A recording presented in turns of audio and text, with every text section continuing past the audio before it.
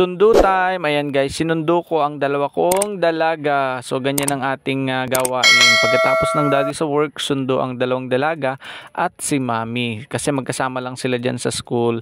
Malapit lang kasi ang school ng mga batang ito dito sa high school. Kaya pagkakagaling nila sa elementary, diretso na agad sila sa mami nila.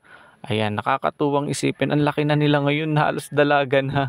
Parang kailan lang, napakabilis ng panahon. Kaya kailangan i-treasure natin ang bawat oras kasi napakabilis ng batang lumaki. Habang bata pa sila, i-enjoy na natin ang pagkabata nila.